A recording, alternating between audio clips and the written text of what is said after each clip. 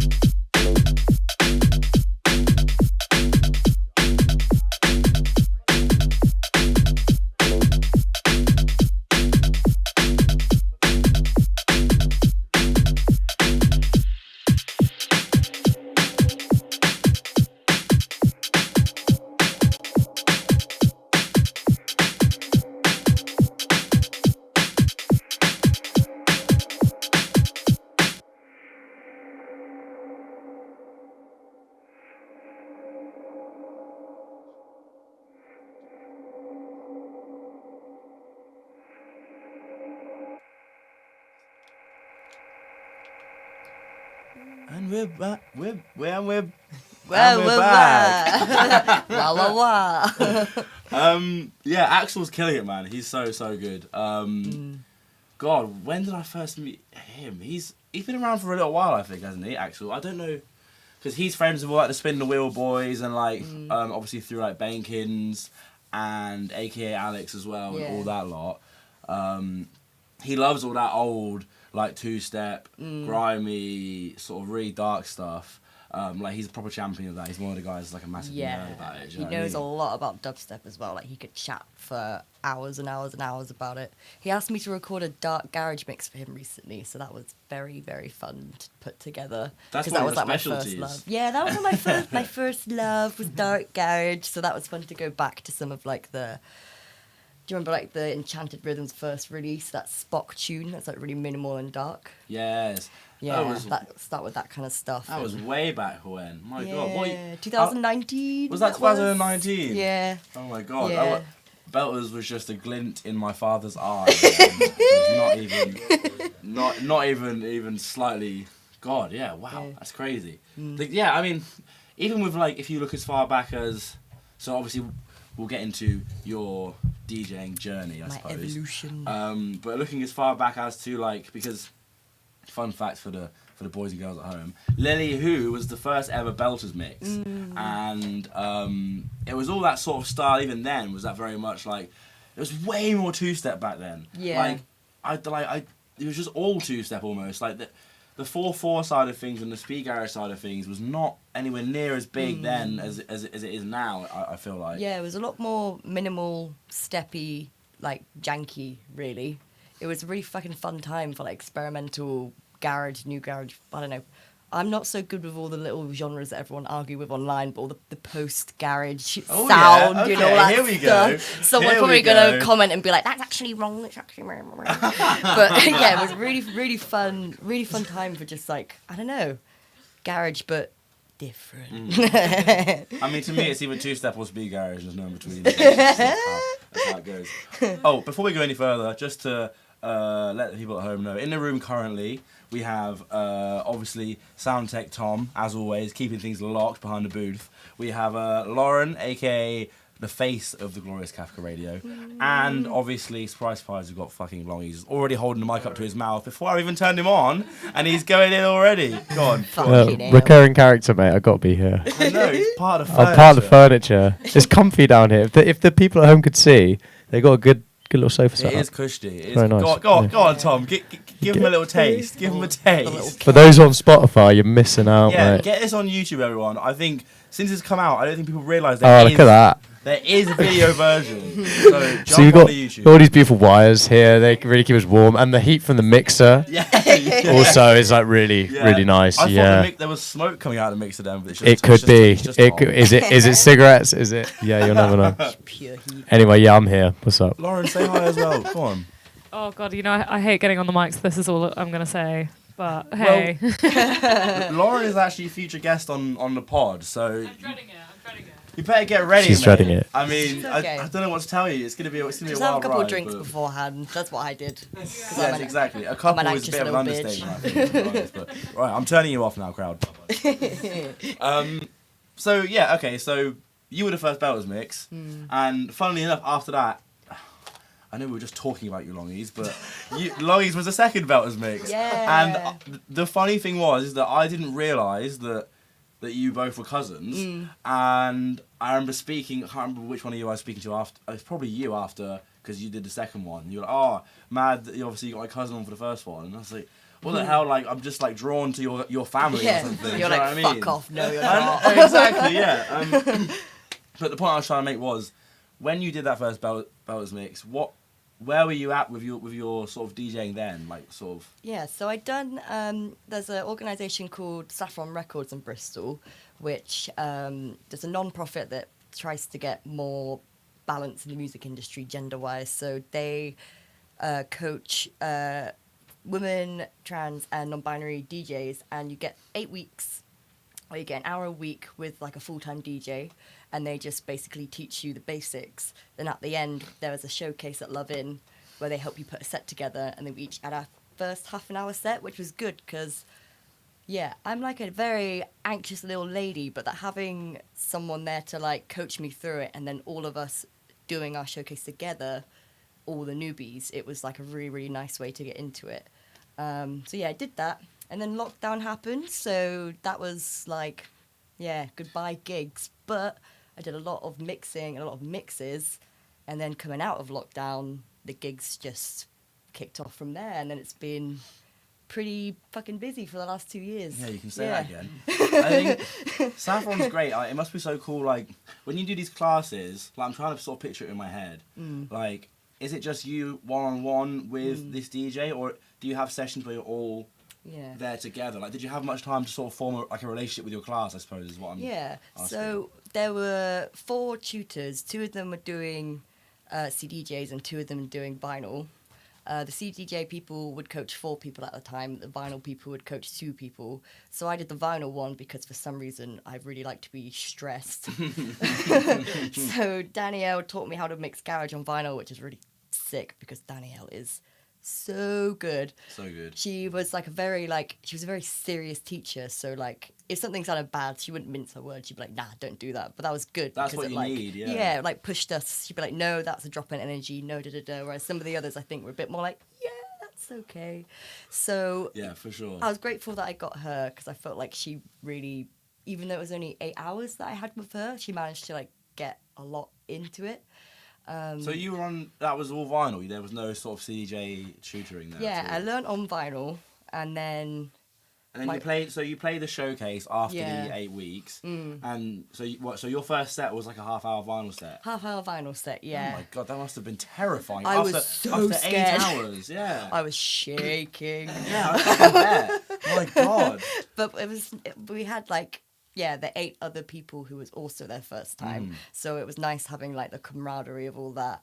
And obviously all the mates came down. So it was like really, really lush vibes in the room, really supportive vibes. Like I couldn't ask for a better first gig really than having like the tutors and my mates and all the newbies there. So how long have they been going on for? Ooh, I think it's been about 4 years now. Okay. And you did that in 2019 or 20? 2019, yeah. Oh, so you did it like early on. You were one of the early Yeah, I think we were the 3rd or the 2nd cohort to do it. Oh, you were early days. Yeah, it was really, really good. The audience always interrupt. It's so rude. Hecklers. That's it, because they're still doing things now and they're still doing the same thing. Like I'm always seeing they're doing showcases at the Love-In and all these sorts of things. Was it at the Love-In when you were doing it? At the Love-In, yeah. And they do production lessons as well now. And they've also started, I think, collaborating with, correct me if I'm wrong, collaborating with Nudes to help people do radio showcases as well. But I know that they had some funding pulled recently. So at the moment, they're fundraising to try and keep afloat. So if any of you guys see a Saffron event or anything, please do go attend because, like, I wouldn't be doing what I'm doing now without them. 100%. The scene wouldn't be what it is, I don't think. Do you know what I mean? Like, there's so many... Like, Bristol is so fortunate to have such an incredibly diverse scene now. Yes, and I mean, obviously, there's still ways to go, like, of course, but, you know, when you compare it to... Obviously, I don't have as much of an in-depth experience with other scenes, but I do see Bristol as being, like, really championing, like, sort of... It doesn't really matter who you are, like, sort of where you're coming from. Like, there is a space, like a safe space for so many people. Like, it's so good. Yeah, it's been really cool, especially, like, post-lockdown. I feel like the queer scene's been really, like, popping off as well. I'd love to see, like, the garage scene and the queer scene, like, merge a bit more. I think that would be really awesome. I remember before lockdown, I was going to garage raves on my own because none of my mates liked it. And what was that like, going on your own? It was fun, but you would not believe the amount of guys that would be like, oh, whose girlfriend are you? And I'd be like... Oh, no. I'd be like, oh, I'm here on my own because I really like garage. And they'd be like, oh, my God, you're a girl who likes garage. And I'd just be like, I'm going to murder you. And it's nice that I don't get that so much anymore. Because you're on the decks absolutely shelling it. So I hope that the other women attending aren't being as... mansplained as I was, but I feel like the crowd in general is a lot more diverse and there's a lot more women fucking having it. That's what I think anyway. Would you agree with that? Yeah, I mean, it's hard because for me, like, I've only really been operating within the scene for like 2 years. Like, I've only really been gigging for about a year and a half. Yeah. I think like the crowds of what we go to, I mean, it's difficult for me because I come at it from a very different perspective. I'm not sort of, as much as I'm sort of keeping aware of what's happening around me, I think that I definitely notice it less because it's not actually like impacting me directly. But I definitely see people that I speak to. I just see Bristol as a place where you know the majority of people, at least at the nights that we're sort of going to, and the nights that you and like everyone's playing at, is everyone's sort of up for a laugh and like you know like it's a shame you are always going to get like a few dickheads everywhere you go. But like I think that you know a lot of the time we're quite fortunate to not have a place that's absolutely completely chock full of absolute idiots. Like. Yeah, I do feel quite lucky because I do hear some people in other scenes talking about how it's been for them as a woman starting, and it sounded a lot more hostile. So most go on, name and shame. No. Here we go, pulling up the dirt already. What are we 5 minutes in? Now we're talking. No. Hey, listen, Lily, it's up to you, mate. I mean, look. Well, No, I'm not gonna. My example had one mate. She plays on Kafka. She said to her friends like, "Yeah, I'm gonna start DJing," and they just like laughed in her face. She was like, "Why are you reacting like that?" And they were just like, literally made fun of her for being a girl. What? So I'm a really like all the people around me, super supportive, super like forward thinking, creating great spaces. But I do know that there's people that are having like a much harder time getting into it. So I feel like really, really, really grateful that I've had the experience that I've had. Doesn't mean that I haven't had people being super like. Are you going? I've got to go. Where are you going? Are you going to London? I'm going to London. Safe, my G. Enjoy. See you later, mate. Good luck. See you in a bit. Gosh, she clearly wasn't enjoying the podcast. Yeah, when I was first going to garage things before lockdown, it was not many people there because garage wasn't popping off at the time. And before I realised that Dan was into it, because then we started going to raves together, I was just going on my own.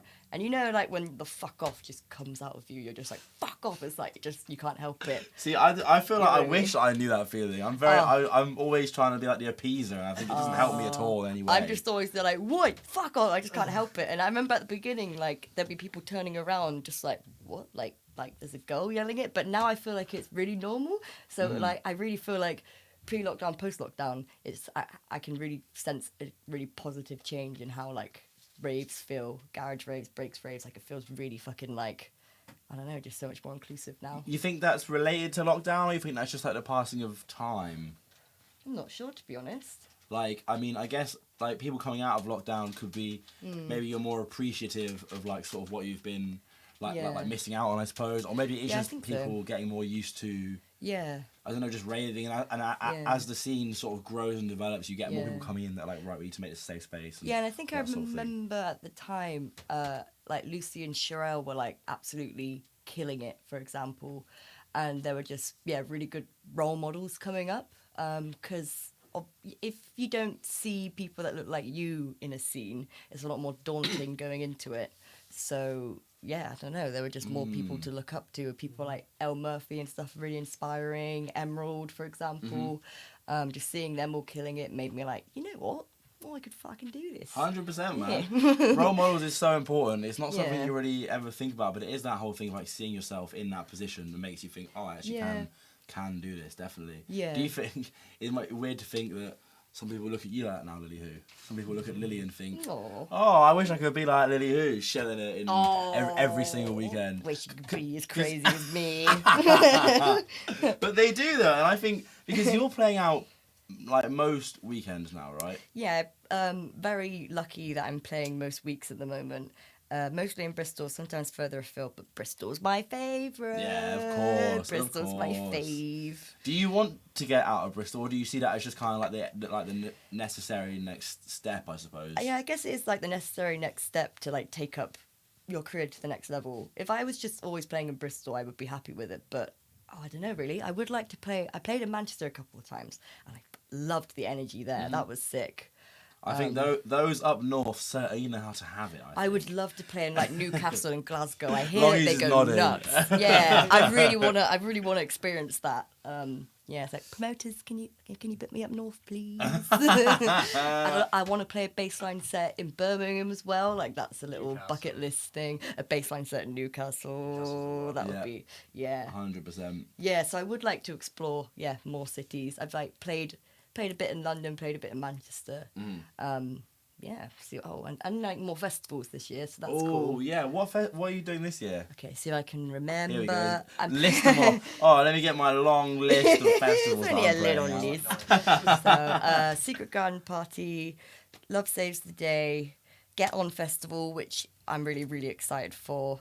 God, is there another one? Shall Not Fade, playing the Day Festival. Oh, and High Rise, of course. Yes, playing on my friend Luke's stage, Horrell, who is like... Big up, Horrell. I met him on a little online, the Shuffle and Swing group. I joined that like 4 years ago. Is that how you met Horrell? Yeah, I posted a garage vid and then just started chatting to... garage vid? A garage video. I posted a song and was like... Oh, like a tune? Yeah, Sorry. a garage vid. I posted a tune in the Shuffle and Swing chat and then I think it was like Luke and it was Ricky Shahota just started talking to me and then they were like my first online garage mates, That's really. so interesting. Yeah. I had no idea. Yeah, I've known Luke for like fucking 4 or 5 years now and he's been so supportive, supportive. He got me like some of my first sets at High Rise, playing in the bunk bedrooms, which is just so good. Yeah. Yeah. He's a sweetheart, man. He is a sweetheart. He always calls me a cunt. If he calls you a cunt, it means he likes you. Although when he met Joe in the first 10 minutes, he was just immediately ripping into It's quite funny. Yeah, everyone does that when they meet Joe. I think. So I think that's all the festivals I'm playing. So I'm just trying to picture. You met. Love Saves the Day. Forgot that one. No, you did say that one. I did say that. I think I can't remember. So you met Horrell. What was it, like a forum, like a chat room? Yeah. Like, what was the deal? So Shuffle and Swing started off as a Facebook group for people who are into garage. Before garage popped off and became the beautiful big scene that it is now. People were just sharing garage vids basically and just chatting about it. That's so interesting. So like. People would post like a video of like what they're mixing, like a tune and... Yeah, just a tune, or people are like, oh, do you remember this one? Oh, I've just discovered this. Ah, and then so everyone funny, just chatting the comments, and it was just really fun to meet more people who were like nerding out just as much as me. Yeah. Do you still have things like that now, do you reckon? Or... The Shuffle and Swing's still going. There's like more Discord chats now, really. Like true. The Blue Dollar Bills one, for How example. did I forget? Yeah, big up the Blue Dollar Bills Discord server. That one's always going off. Horrell is always chatting on to that be one fair, as well. He's always arguing with people. Him and Axel are just arguing all the time. Yeah, he's such a little... Horrell is just a little like internet warrior, isn't he? Yeah, it's so good. Big up Horrell. Yes, I love it. Yeah, the Blue Dollar Bills Discord is sick, actually. I love it. I'm not as active in it as I should be, and like... I'm just a lurker. I don't talk, I just Exactly. When it first started, I was like quite active in it, and it's so good. Like, it's so good to have like a community of people that are all sharing their stuff and like bigging each other up, and that's what keeps the scene like really healthy. I think it's having like a space for people that are fans of it to like actually meet up. Especially for people who like aren't as lucky enough to be in a city like Bristol where you meet so many people in the same scene. For people who are in places where there isn't much of a scene, like to be able to have that connection and actually be able to make mates through that is just cool. Just love making music nerd friends because we're all a bunch of weirdos and it's great. Yeah, 100%. Yeah. That's exactly what Dan said in his episode. I love being mates with all my nerds or whatever. Yeah. Like, it's so true. But it's interesting because I guess the last time garage was sort of... Well, as big as it, I mean, it was bigger than it is now. But like the last time it was like big, these sort of communities, these online communities, would just not have existed at all. Yeah. And yet it was still big, if not far bigger than it is now. So, it's kind of weird, like how it's strange to imagine a world where there's these huge communities. Yet.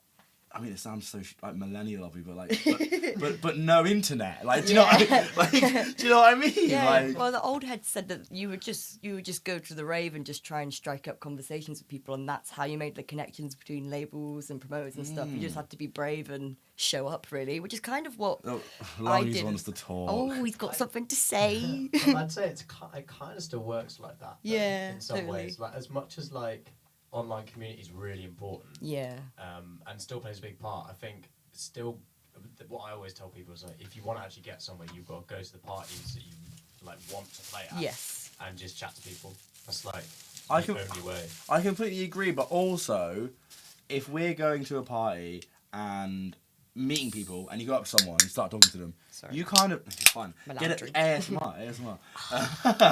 You kind of already sort of know who you're talking to because of what you've seen from them online for the most part. It definitely helps. Yeah. It breaks yeah. the ice, but Totally. like, yeah, I still think like it's a bit like handing your CV instead of filling in an online application. Yeah. It generally works a little bit But better. that's how like I suppose that's a good Confidence, point. innit? That's a good point. I remember going to Shuffle and Swing did a night at Cozy's.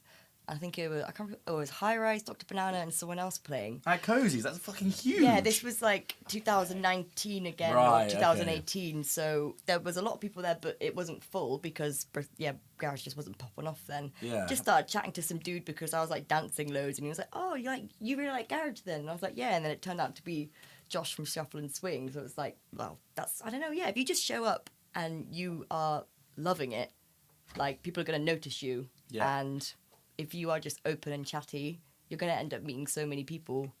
I don't know, it doesn't have to be, like, hard to network, you know what I mean? It can be very organic and very fun because if you just follow, like, the fun and the passion, and, you know what I mean? It's such a daunting thing, isn't it? The whole, like, you have to go and meet people to, like, sort of be with the scene. And I suppose networking is the word for it, but I fucking hate using that word because it sounds like... I don't like it. Sounds like a business conference. And it sounds like you're going there with a game plan sort of thing and being like, network time. But, like, it's just chatting shit, really. That's how you make... It's making friends, isn't it, really? Because, like, it's more than just, like, you know, like, connections in, like, a networky sense where it's like, oh, I know this person now, so I can sort of use them for this or whatever. Yeah. It's like, you know, it's these creating people, a community. Yeah, and you have that shared passion, like, and I think it's something that really sort of makes it what it is, like especially like in such a small place like Bristol, you bump into people all the fucking time. I do think having a community and like a supportive crew around you is just super helpful.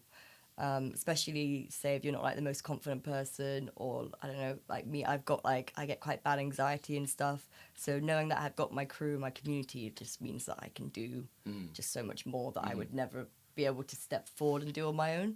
So yeah, really grateful for the community that we've got in Bristol at the moment. It's full of a bunch of really sound people at the moment. Bristol is the best. And you're great as well. I mean, like.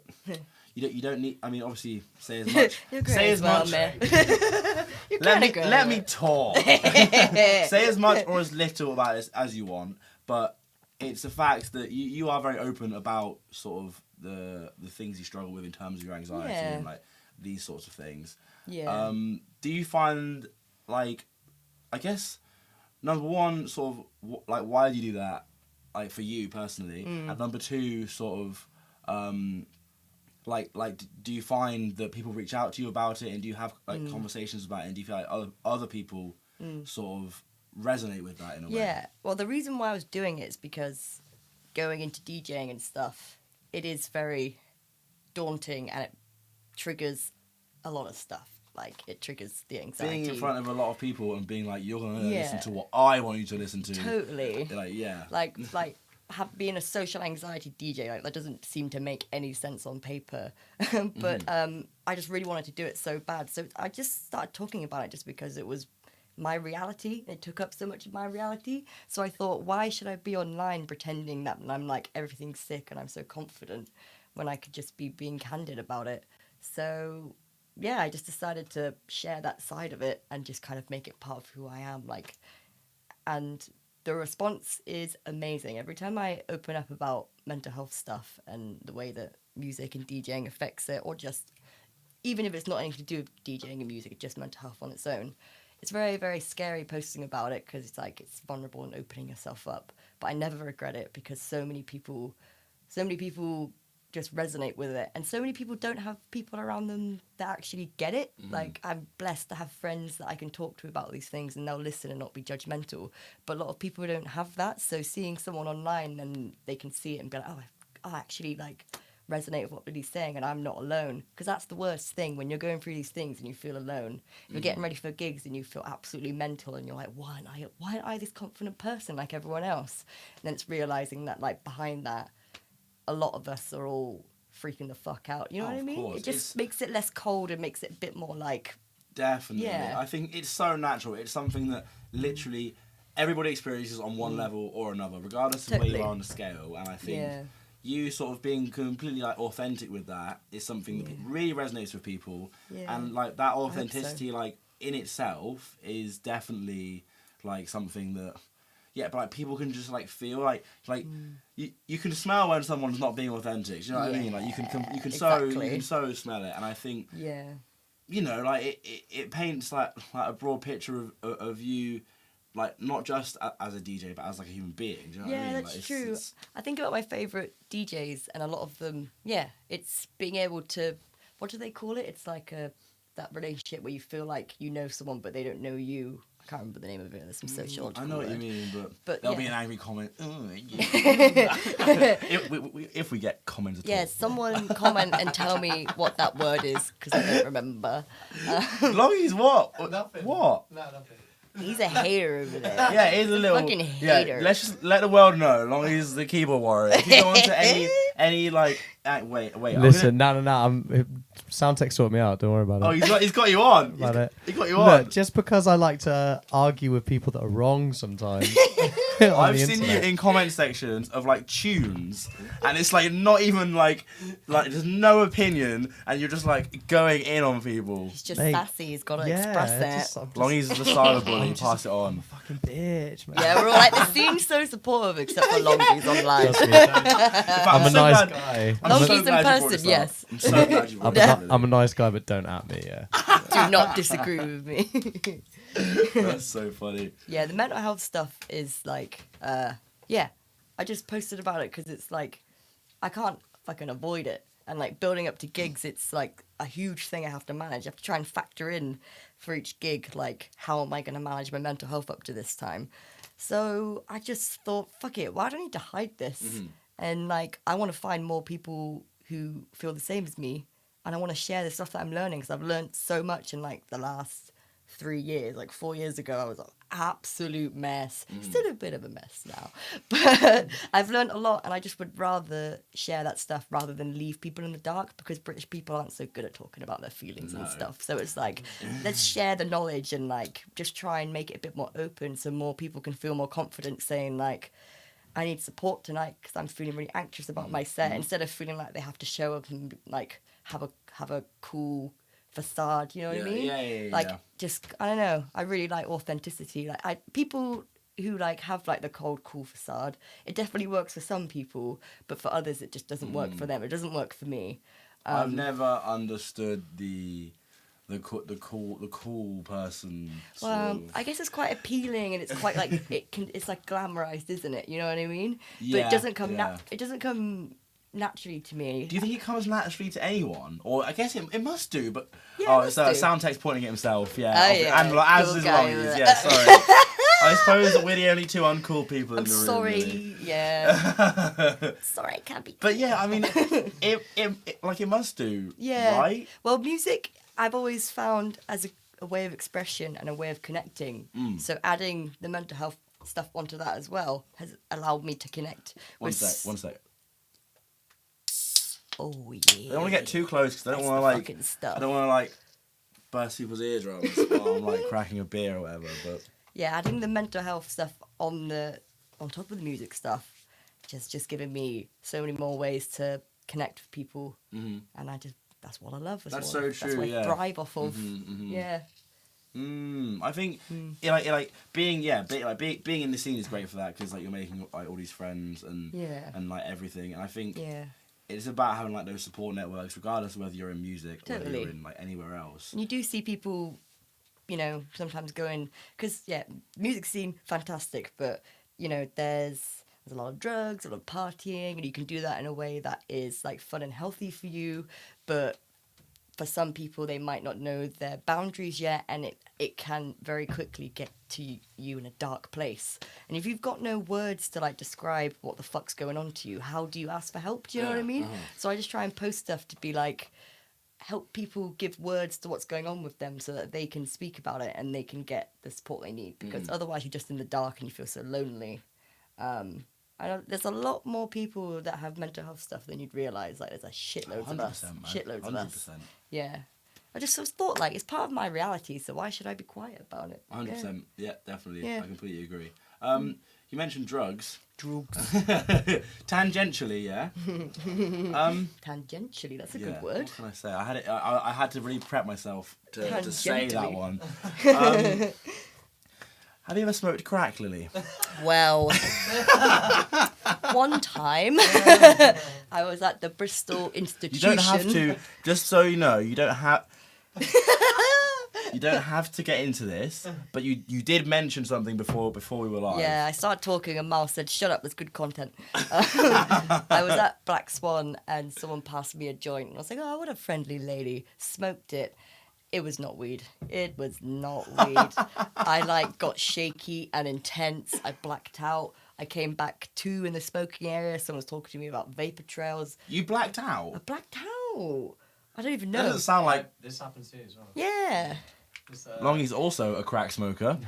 Accidental crack smoker, yeah. No, it was I was outside Crofters Rides, and same thing as you. I was just like It just, like- handed a spliff. Yeah. And then It starts to feel insane and then suddenly it's like... yeah, and then I was like, it was Yeah. half an hour later, and I just started to come out of it. It was very Yeah. weird. Imagine Yeah, handing- I thought that was spice though. Handing someone Well, like... maybe it was spice. Good. Maybe it Spice. was, but regardless of what it was, imagine handing someone a spliff, Yeah. or not a spliff, but knowing that they thought it was, and being like, "Yeah, mate, you want some of this?" If you're Like, going to hand Innit? someone something, tell them what it fucking is. Because, It's you know what I I'd like mean? I'd like to know if it's I'd like to know what I'm a smoking. heroin substitute. right, but enough of that. So you can't see why people get hooked on it then, I suppose. Oh, I can see why people get hooked on it, yeah. Oh, okay. I mean, before lockdown, I'd had quite a bad drug problem, to be honest. My mental health was pretty fucked, and drugs was the only way that I had, like, I don't know, a way... Longy's stealing my fucking vape. He's a fucking drago. Yeah. Sorry. I had a bad relationship with drugs before lockdown, so I can see how anyone can get hooked on anything. Yeah, true. Especially when you're not really sure what's going on in your head and you're just feeling a lot of pain and you haven't got the words for it. Again, if you don't have the words for it, you don't know what to fucking do about for it. sure. And I didn't have the words for it, so drugs were like, in some way, a fun, happy time, but in other ways, just an escape and adding to the cycle. So I could see how anyone could get hooked on anything, to be honest. 100%. You know? Just like vapes. Just like Just tasty like ass vapes. vapes. They're one of the worst, He actually, currently. Oh, he needs I his would tasty say, anyway. air. What's your take on vapes, though? I'm curious. Because I see you've pre-rolled mean, several cigarettes before the start of this episode. I love a good old-fashioned ciggy. I do smoke menthol, though, which... Oh, I God. know, I know. Oh, no. I once offered someone a menthol filter, and they called me a homeless nonce. That's why I like it, though, because I offer it to people, and they either get, like, a glint in their eye that's like, oh, menthol, or they insult me, and either way, it's That's so quite true. fun. So vapes, you don't ever really buy vapes or use vapes? I don't buy vapes, but I steal everyone else's in the club. As 'cause I you just- should. Yeah. Just nicotine, and also before a set, sometimes you just need to chuff some nicotine, and then it just levels you out a tiny And bit. during the And whole during time. and after. I don't buy them. I just nick everyone else's. But what do you think about them in terms of? Because I have a feeling that in like 20, 30 years, we're going to be like, fucking hell, what have we done? I Like- agree with you. I agree with you. Like, Yeah. I have no idea if they're worse or better than ciggies. I just know they're probably going to be just as bad for some reason. But fuck it. Yeah, exactly. They're fast die I out. love if it's nicotine. That's my worst thing. Then that's not the end of the world, is it? You know what I mean? It has changed. It's changed partying though, vapes, because there was like a 20-year gap there, but where you couldn't smoke inside, Yeah. and now you can again because you got these things. True. Like it's completely gone like full circle. Yeah. Like you see so many people with these when you're out, and security sometimes they'll try and stop you, but Which is a bit random because it's like, why?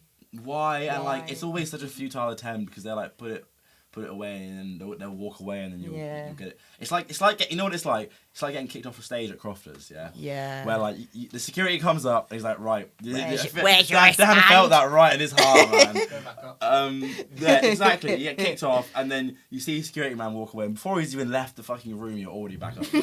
Like it's one of them. I feel like Crofters know my face now, so they've stopped doing that to me. I think so too, but I also feel like that They get really fucking on it sometimes. They do, yeah. Some nights they don't care, and other nights they're like, suddenly, I don't know. I do love Crofters though.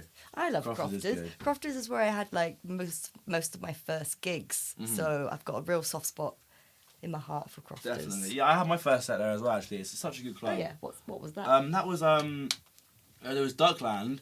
Me, love Duckland. Joe Koshin, Slip, Paladin, and Oppie Dan, I think. Sick. Which is fucking like if you. Why wasn't I there? I feel like you were. I must have been there. You weren't there. No, I don't. You two were at something else. Where were you two? I want to say Cozy's. Who knows? I mean, we went to that Denim Audio night on our own. Maybe it was that. Maybe it was. I don't know. I feel like that was before. Was that? Did Joe and Slip play back to back? Yes. So I feel like we didn't know you guys like super well at that point. I don't think. Because the first time I met both of you, or at least you, was it at High Rise for that seated thing? Yeah, Oh, yeah. I came and sorry, I came and found you because we'd done the mix already. And then I think we were both. You saw on Miles' story, so you could see where he was. At sat. the seated rave, like holding my phone up, like those sit-down raves, like saved my soul during lockdown. They gave me the crucial. fix I needed. Like they were not ideal, but yeah, 100%, they were such a savior. Yeah. Yeah. It was They were sick. A lot of people were like, sit down rave. Like, I don't know. It's like, but when you're there, it just being near a system when we were during that horrible repressed time, it was just like, it filled the void. It was it so definitely. good. Yeah. Yeah, and the high rise ones were jokes as well. They were all really good. Yeah. So that was that the first time I met? I don't think I met you. That No, night. I came and found you because I was with Lily and some others. And then I saw on someone, I think it was on your Instagram that you were there. So I just like texted you quickly, like, what table you at? And then just came and found you quickly. When was the first time we met then? I honestly can't remember. I have absolutely no. I just remember idea. suddenly being best mates, but I don't remember how.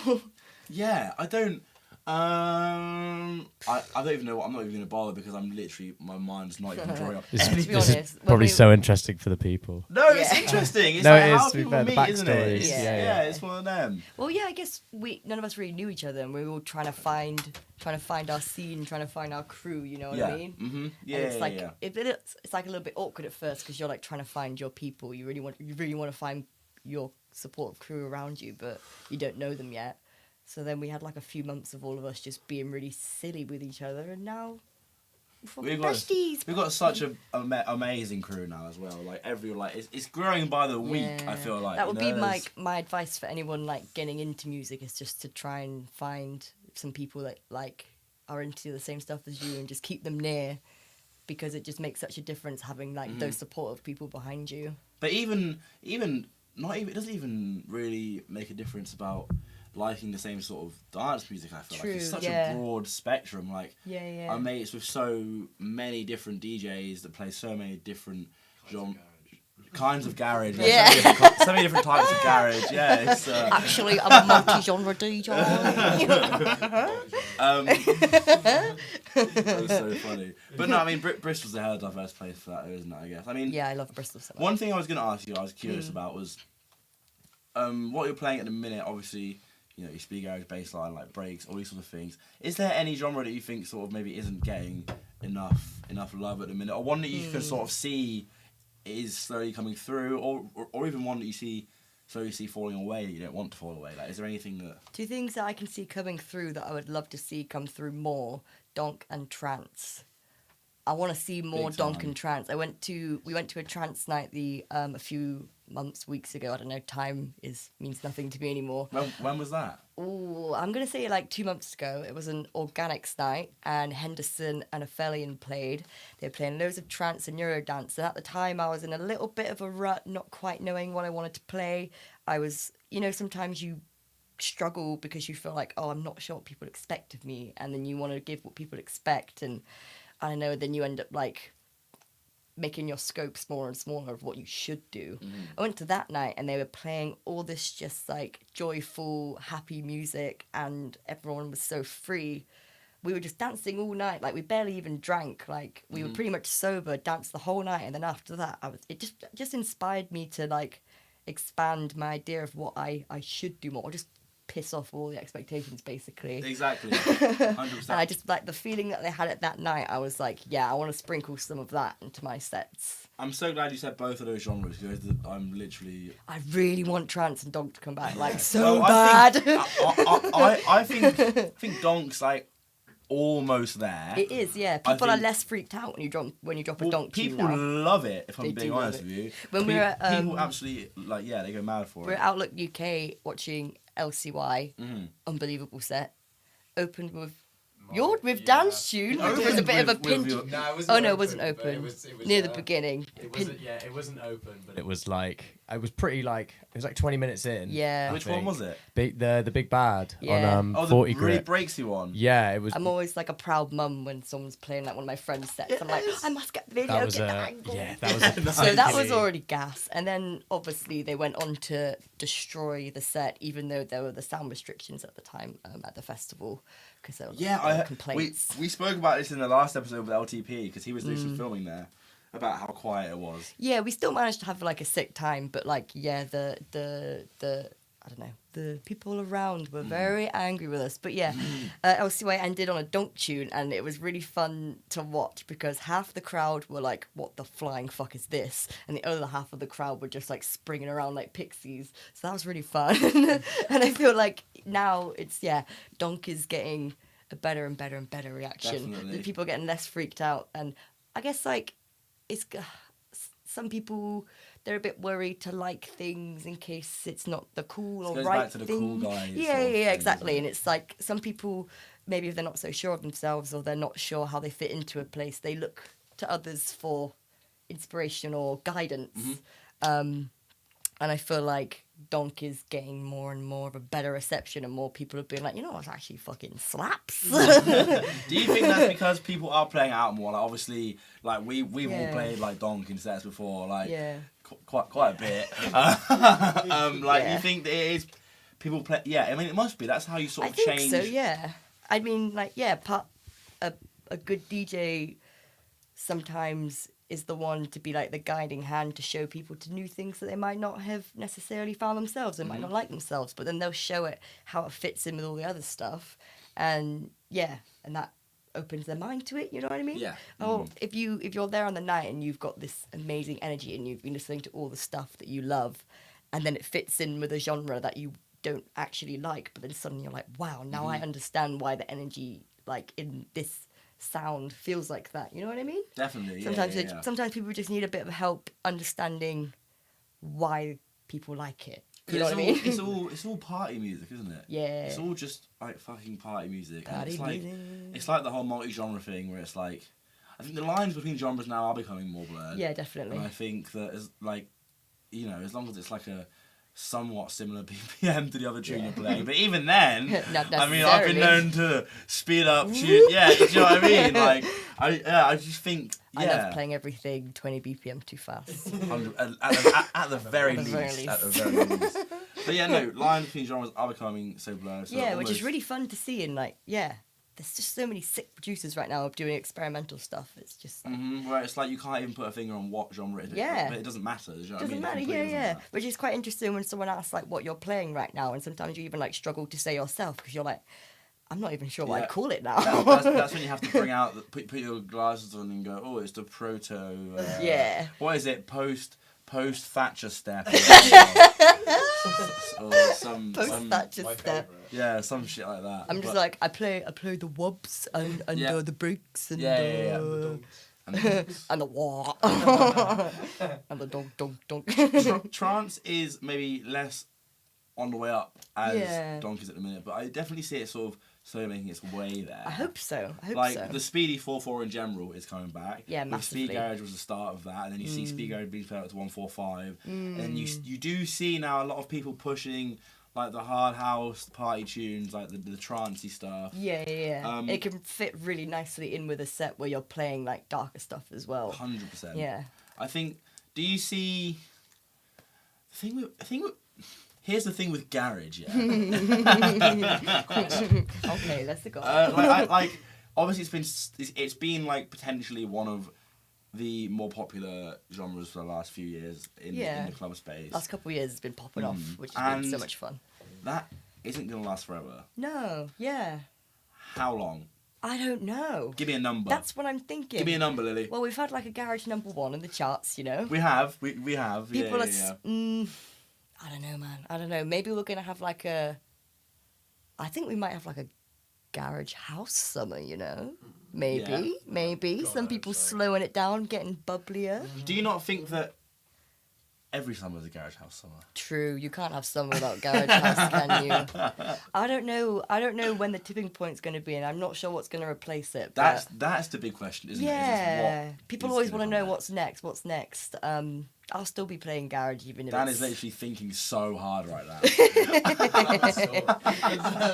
But I've been loving the trance a lot right now. I'm gonna sprinkle a little Big bit in thumbs on up from Friday. the sound tech once again on the trance. Trance is You think trance is next, Tom? Yeah, I reckon. well, especially because the naughties look, the naughty sound is so big right now. So like 100%, trance was massive yeah. then. Agree. It's the 20-year cycle, isn't it? yeah, It is how yeah. it goes. Yeah. Like, coming in with the longies. Well, I just want to, on the subject that is interesting, is that Club Caviar and Mass Medium literally just played a massive gig in Manchester. Sick. It looked unbelievable. Looked unreal. That venue was it 1500 cap, and they filled it. Like, it was crazy. But these two guys, the audience has probably heard their tunes. Like Club Caviar made crazy stuff, and like Mass Medium made like The Jumper and all these tunes that we're now hearing loads. They haven't played a gig in 20 years, man. And like it shows that like those two people are getting booked again. Yeah. And that, bear in mind, the promoters are 19 as well. Yeah. That shows the how promoters switched. weren't alive when they were last Literally, yeah. Yeah, they weren't even born. There's still a year left. Yeah. Like, I had two older sisters who listened to like trance and happy hardcore, so they were getting me into all that. And then my sister was like, "Oh, I think I might have all my trance CDs at home," and I was like, "Give them to me, fucking give them to me now." That's quite great. Yeah, my older sisters gave me like a little look into dance music, which was nice. So Do you reckon that's where it started for you then? I think so. Yeah. I was also just like, as a kid, I would just like flick through all the music and like the MTV channels and just like be fascinated by it all. Back when channel flicking was a thing. Yeah, Yeah. MTV. There were like 10 MTV channels for like every genre, and I I would just won't flick lie, through them I all. do think I might be slightly too young. Yeah, for that. I'm only a little bit older than Miles. Only Who's a Miles? tiny Who's bit. Miles? I mean, There Belters. you go. Sorry. I revealed his real name. His No. superhero name. Superhero names only. That's interesting to think about that, like who sort of first showed you, like who sort of first got you into that space. Yeah. Because like Dan mentioned on his episode that his parents played him, what was it, Fatboy Slim, and you know, I mean, my dad was a lot into his like old school hip hop and his like, sort of, but he was big into like Piano House when he was going out raving and stuff. Yeah. Which is weird because like, I don't really know who showed me it. Yeah. But it's just an interesting, I guess, thought experiment to think about where it sort of all came from, like for you personally. I've been thinking about that. I'd love to do a mix that is like what got me into, I don't know, dance music that didn't suck. Yeah. What would you put in it? Oh, I don't know. There'd definitely be some like proper cheesy garage bangers. You know what I mean? Yeah. Yeah. Bit of Craig David. MC. Craig David was a big. stuff. Actually, I Craig love David was a David. big one for me. Yeah. I used to love Craig David. Danny and like, Bedingfield. Yeah. I remember watching like Sweet Like Chocolate Oh, Boy. yeah, that's actually Obsessed with that tune. 100%. Yeah. You don't get a lot of garage being made like that anymore, do you? Oh, we get it. You can find it, but it's not the dominant thing for sure. I guess like garage has been kind of darker for a while. It's been wobbified. And the Speedy G's come in, and it's been like you can get the dark Speedy G, and you can get the hands in the air, like, oh my god, I love you Organy guys sort of so stuff. much. Yeah, Speedy G. I wonder what form of garage will be next. Are you more organ or warp, Lee? Who? I'm more warp, definitely. I started off more organ, and I started off more with the kind of like the fluffy, bubbly garage stuff, and then when I first started, I didn't think I was cool enough to play the dark stuff, which is a weird thing because like I'm like a little idiot full of self-doubt. But now I've realised that that's a bit bollocks. I can play whatever I want. Yeah, whatever play fuck whatever the you fuck I want, want. mate. But I mean, it was discovering like LB that did it for me really, and that was just like, So this is true. it. This is what I want to do. Like I love this more than 100%. anything else. Yeah. You're definitely cool enough to play fucking dark stuff, mate. I You transcend cool. Lily, you've literally got Keep Hush. What are you talking about? Yeah, and Keep Hush, Boiler Room. I mean, sorry, Boiler Room, but I think Keep Hush is a little bit cooler. Yeah. I mean, I love them both. I love them both. Yeah, sure, whatever. Yeah, both of those moments were like Yeah, very unexpected and yeah, very grateful. definitely. Talk about the Keep Hush, because that was a fucking special moment. That I was think. such a fun day. Bristol was just in perfect form. Uh-huh. Everyone was so lively. Like, everyone was just really locked onto the music and just going nuts. I always feel good when I'm playing with Dan because Longies, sorry. Should be her name. Dan Longies. Daniel. Long Dan. Daniel. Referring to him as Daniel from now on. If I was doing the Keep Hush on my own, it probably would have been a lot harder. But like having Dan there, like I know that he's always got my back. But like, I was a picture before that. I gotta say, I was like pacing around my house, just like swearing, like fuck, just retching, like. Oh no! Sorry, I'm gross. I'm gross. No, it's behind the scenes, mate. It's what the people Mate, want. I'm an anxiety makes you retch, my friends. And then, but yeah, on the walk over there, I was just like game face. And then I didn't pour alcohol over myself on the stream, which was my fear, because I always go for a drink of my beer and go and throw it in my Really? face. But yeah, Keep Hush was. God, it was amazing. I'm so proud of the set that we did. Yeah, I'm yeah. so proud of it. And the whole day was so sick. And Nefertiti is a fucking machine. Like, how the hell did he do that? No, Nefer's set was Blew just... my mind. Everyone killed it. It was awesome. Yeah, that was crazy. It was crazy. The crowd was Yeah, the crowd was nuts. mad. Everyone Like, was having it. and to Oh, be I like loved put it. on by Dr. Dub Yeah, of Plate course. as You well. have to give shout I've out. got That's to, so yeah, true. because like the guys just Big up. like, Yes. yeah, hugest big ups. Big like, up, Yeah. Dr. Dub Done a lot for us and Plate. like, Absolutely. And we've been following EC2 and Dr. Dub Blake for years. Yeah. So for him to then want us to be involved with his stuff, that yeah, was kind of like it just, a wow. it's like affirmation that you're like, all right, someone like him who is Yeah. like so sick is Like like, Dr. thinks that Dub we're Blake, good like, enough. Like, Same with like Abby, A for Alpha, who I just think is like one of the sickest fucking DJs like Yeah. right now. Yeah. undisputed. Yeah. Oh my god, she's amazing. A for Alpha is the best. If you don't know her, then what's wrong with you? You know her. But then like yeah, having her say to me that she rates me and then playing with her, that was kind of like if I could show me 3 years ago this was happening, she'd be like, piss off, that's Yeah. not gonna Yeah. happen. So funny. Like, Yeah. it's so weird seeing like all these people, like EC2A, like A for Alpha. Yeah. All of that, when I first got into the scene, it's the same as what you were saying. I was like, these guys are the ones that are like Yeah. doing it, that I like, I'm looking, like aspiring to be, and I Yeah. still do look up to them in like an unbelievable way. And like, I'm still, I know, I'm like, they're fucking Very- light years ahead. very, very But like, to be inspiring. able to even walk up to them and like give them a hug, and they know who I am, and they're like, who the fuck is this guy? Yeah. Like, it's just like so amazing. Yeah. It's like same. It's like if I told myself like 2 years ago, I would literally just like laugh. And both of them, similarly, they're really, really, really into like the health of the scene. They're not just like Yeah. doing it for them. They're just massively into like helping the underground. They're really, really into helping the underground, and like just like the stuff that Yanis does. I just think like in a big way, it just really feeds the scene. Those- You it's know so, what I mean? Yeah, definitely. It's so Yeah. inspiring, and like that, those are the people that have the longevity. I think Yeah, is yeah. the people that are just really about it and aren't just doing it for their own personal gain. Yeah, totally. And really doing it to like sort of make a difference. Yeah, And like it's really obviously improve like things. put yourself in your career first, but like having the passion to be about the whole community really brings a level to it that I makes think it so much more special. Those two sort of go hand in hand. Is it's like having that passion for the community Yeah. and really bringing people up is the thing that sort of pushes you forward also, because you become Totally. that sort you become like a voice for like the people that are coming up. I think yeah, that, like there's a really important thing, and it's especially something that that I'm trying to do with the label, and I see other people doing with labels and everything, is giving a voice to these people that are coming up, because we've all been that person. Do you know what I mean? Yeah. We all need that sort of opportunity to have like a platform. yeah. to And do that. there's obviously something that draws you to it, something in you that makes you really, really, really want to do it. But it is like for a lot of people, it's fucking terrifying at first. Yeah. So when just to be able to talk to these people and them to react to you in a kind, supportive way when that's maybe one of your first interactions, that makes such a difference. 100%. Whereas if they were like really cold to you, then you'd be like, well, fuck this, maybe I won't get involved with it anymore. You know what I mean? But always been surprised by how kind and supportive so many of these people are. You know what I mean? It's a great scene, man. Yeah, our scene's the best scene. So good. Our scene's the best. Time. Where are we at?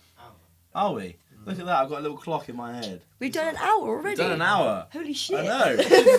Too easy, mate. Give me one of them. The future, Lily Who. The future. What does the future look like for you? I've got a busy summer of festival and gigs. Festivals, plural, not just one. Too many to count by the sound of it. I kind of can't remember what I'm doing, which isn't great. I've not got a very good fucking memory. You got an agent for that, you don't need to worry about that shit. Yeah, he does. I got a really busy summer that I'm super looking forward to, because last summer was like the first one back from lockdown, wasn't it? So it was like all my tickets that had been reorganised, and it was just it was really fun, but it was like a bit fucking intense. Yeah. So I'm looking forward for this one to spend a few more weekends in Bristol, enjoying the Bristol summer vibe. Yeah, Bristol summer's fucking mad. It's so good. And then future-wise, I don't know. I just want to keep playing. Some gigs further afield would be pretty fucking cool. You heard her. You heard the lady. Yeah, I need to get I want to get another radio show as well. Yeah. Well, you know who to speak to for Well. that, Lily. Kafka.